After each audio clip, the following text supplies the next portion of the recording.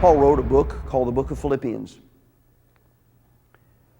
This church is referred to sometimes as his sweetheart church. He had less criticism of this church than any other letter that he ever wrote.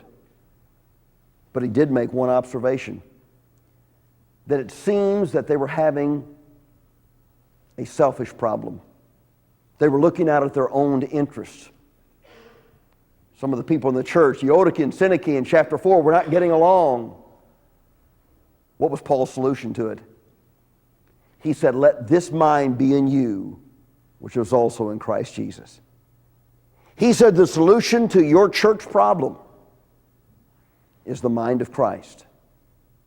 I would suggest that any marriage could be strengthened with the mind of Christ. Come to the table of mercy. Check out the new series on praiseandharmony.tv called Come to the Table by Dr. John Mark Hicks.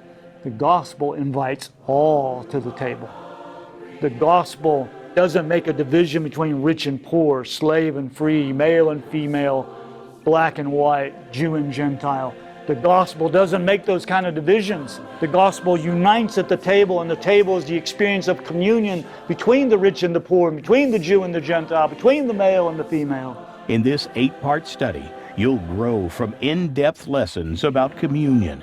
This series comes with PDF study guides and materials for small group leaders or families to use to help facilitate a more meaningful time of learning. I like the way Luther put it.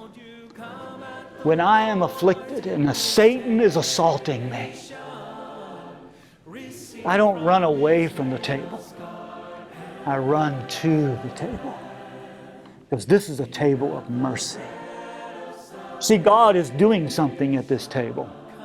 I know we don't typically think about it that way. We tend to think about, what am I doing? I'm remembering, I'm proclaiming, I'm eating. But we need to think about what God is doing at this table. Come to the Table. Available now at praiseandharmony.tv.